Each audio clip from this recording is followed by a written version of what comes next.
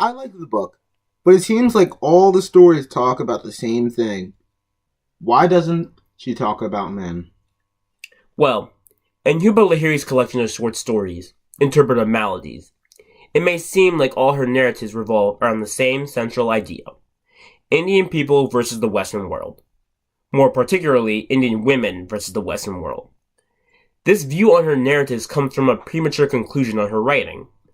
If you go deeper into her series of short stories, you'll find that she talks more about men than you'd think. For instance, her short story, When Mr. Basada Came to Dine, is centered completely on his experience as an Indian man in America.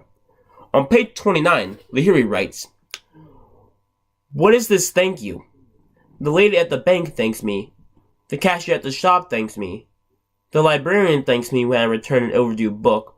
The overseas operator thanks me as she tries to connect me to Dhaka and fails. If I am buried in this country, I will be thanked, no doubt, at my funeral." In this short excerpt from When Mr. Basada Came to Dine, Lahiri talks about the stark difference Indian culture has with American culture. The concept of hearing thank you when you have given a gift to another person.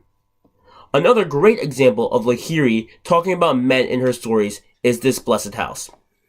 In This Blessed House, Lahiri, through the eyes and mouth of Sanjeev, explains a shocking truth that some Indian marriages have. On page 142, she writes, "They had met only 4 months before.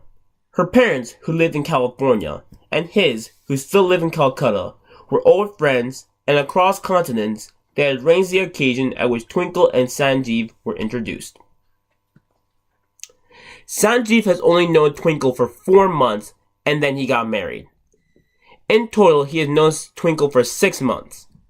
No wonder he has feelings of aggravation towards her behaviors. He doesn't know them yet.